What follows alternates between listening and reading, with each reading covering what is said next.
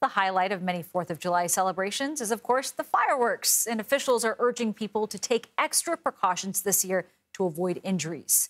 A recent report from the Consumer Product Safety Commission found more than 10,000 people suffered firework-related injuries last year. 11 people also died. Many of those incidents happened around the July 4th holiday.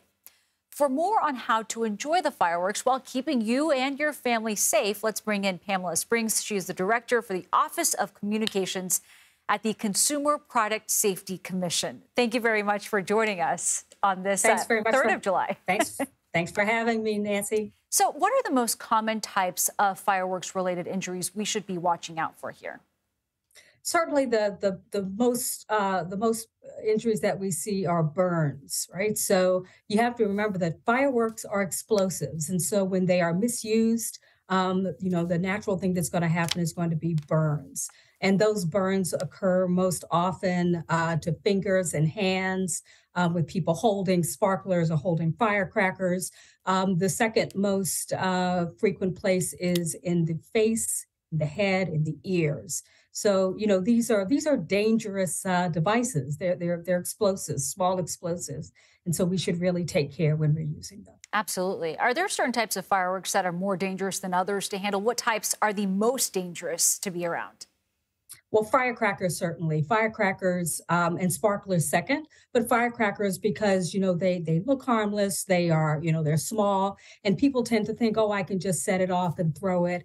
And it's going to be great fun, but it's not. If you get a if you get a firecracker that has a short fuse, or if you just mishandle it, or if you aren't paying attention, that can cause real damage. Last year we saw just horrible injuries to people with hands that were mangled, burns. The second most dangerous are sparklers. Sparklers, they look pretty.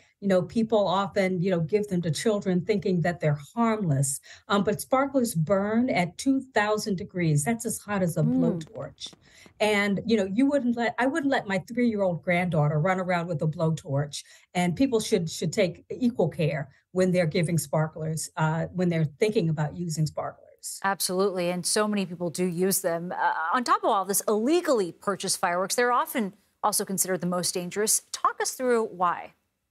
Certainly, illegal fireworks, they don't go through the same rigorous, process for production. More than 40% of the fireworks that be tested last year were illegal, and the violations ranged from short fuses, right? So you have a short fuse; it doesn't take as long to burn; it could blow up in your hand.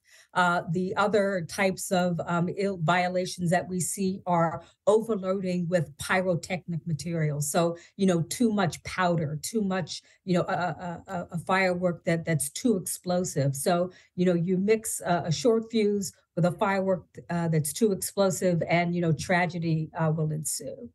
What other tips do you have on staying safe at a fireworks celebration, even if you're not the one setting off the fireworks yourself?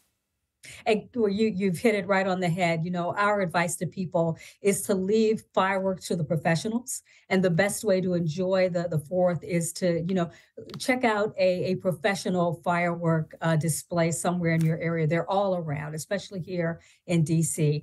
If you want to use fireworks in your home, we have a few simple tips. Always have water around. Never let a child near a firework.